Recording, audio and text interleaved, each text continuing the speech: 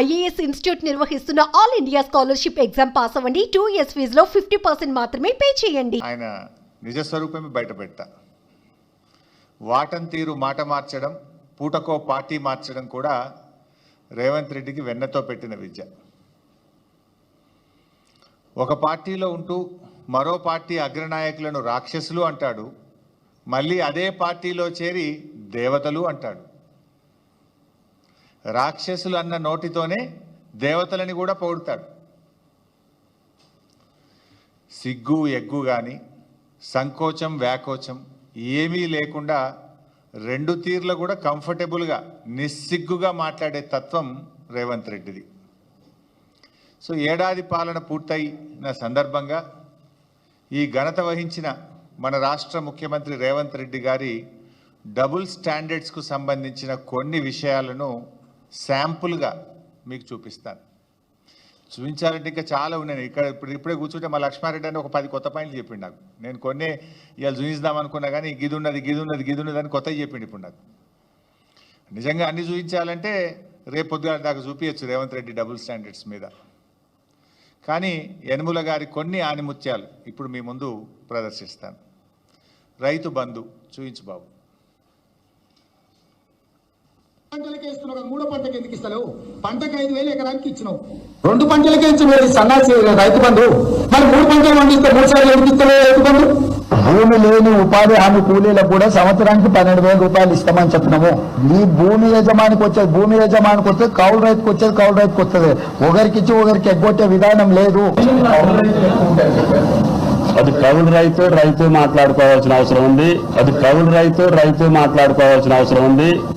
పంటలకేస్తున్నారు, 3 పంటకి ఎందుకు ఇస్తలేవు?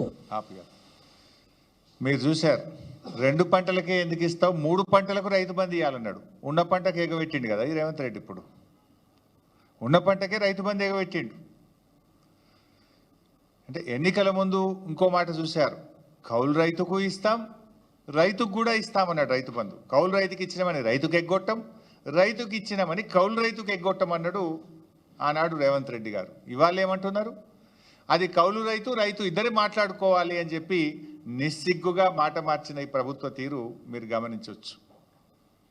ఇప్పుడు ఏమంటున్నారు, అధికారంలోకి రాగానే అది కౌలు రైతా వాళ్ళే తెలుసుకోవాలి, మాకు సంబంధం లేదన్నారు. ఆ రోజేమో కౌలు రైతుకు ఇస్తాం, 3 పంటలకు రైతు బంధు ఇస్తా అన్నాడు. నిన్న మాట్లాడుతుండు సిగ్గు లేకుండా ముఖ్యమంత్రి. ఏం మాట్లాడుతుండే నిన్న? గత ప్రభుత్వం అట యాసంగి పంటలో రైతు బంధు ఎగ్గొట్టిందట. రైతు బంధు డబ్బులు ఇవ్వడానికి మేము జమ చేసి ప్రకటన కూడా చేస్తే ఎలక్షన్ కమిషన్ కంప్లైంట్ ఇచ్చింది మీరు, రైతు బంధును ఆపింది మీరు. ఇంకా అప్పుడు నువ్వు రెచ్చిపోయేమన్నావు, ఇప్పుడైతే 10,000 మేము వస్తే 15,000 రైతు బంధు వేస్తా అని ఎన్నికల్లో ప్రచారం చేసినావు. డిసెంబర్ 7వ తారీఖు నాడు నువ్వు ముఖ్యమంత్రిగా బాధ్యత తీసుకున్నావు. నాట్లు ఎప్పుడు పడతాయి తెలంగాణలో? డిసెంబర్ 7 తర్వాత 10 తర్వాత జనవరి దాకా పడుతుంటాయి నాట్లు. ఎప్పుడైనా డిసెంబర్, జనవరి, ఫిబ్రవరిలో రైతు బంధు వేసినాం. ఇప్పుడు నువ్వు ఎప్పుడు ఇస్తా అంటున్నావు రైతు బంధు? జనవరి 17వ తారీఖు తర్వాత రైతు బంధు ఇస్తా అంటున్నావు. డిసెంబర్ 7 నాడే నువ్వు ముఖ్యమంత్రి అయితివి, మరి నువ్వు ఇవ్వాలి కదా రైతు బంధు. ఇప్పుడు జనవరి 17కి ఇస్తా అంటున్నావు. జనవరి 17కు డిసెంబర్ 7కు మధ్య తేడా 40 రోజులు. అంటే రైతు బంధు ఎగ్గొట్టింది రేవంత్ రెడ్డి, నిస్సిగ్గుగా గత ప్రభుత్వం ఎగ్గొట్టిందని చెప్పగలిగిన నేర్పరితనం కూడా రేవంత్ రెడ్డిలో ఉంది. అంటే దొంగే దొంగ అన్నట్టు ఈయన ఎగ్గొట్టింది రేవంత్ రెడ్డి, రైతు బంధును ఆపింది రేవంత్ రెడ్డి, కేసీఆర్ ఎగ్గొట్టిండు, బీఆర్ఎస్ ప్రభుత్వం ఎగ్గొట్టిందని ఉల్టా చోర్ కోత్వాల్కు డాంటే అనే విధంగా మాట్లాడిండు. కరోనా వరుస 2 సంవత్సరాలు కరోనా వస్తే కూడా క్రమం తప్పకుండా 11 విడతల్లో 72,000 కోట్లు ఇచ్చింది కేసీఆర్ కదా. రైతు బంధు, రైతు బీమా కలిపితే 82,000 కోట్లు రైతులకు నేరుగా లబ్ధి చేకూర్చిన నాయకుడు కేసీఆర్. నిజమైన రైతు బంధువు కేసీఆర్. నువ్వు అవి ఆపుకుంటా కొర్రీలు పెట్టి అంత కొడితే 20,000 కోట్లు ఇచ్చినావు. ఇంకా 11,000 కోట్ల రుణమాఫీ ఉన్నది. నువ్వు ఇచ్చిన 20,000 కోట్లు కేసీఆర్ గారు ఒక్క రైతు బంధు, రైతు బీమాకి ఇచ్చిన డబ్బు 82,000 కోట్లు. అంటే నీకంటే 4 రెట్లు అధికంగా ఇచ్చిండు కేసీఆర్ గారు.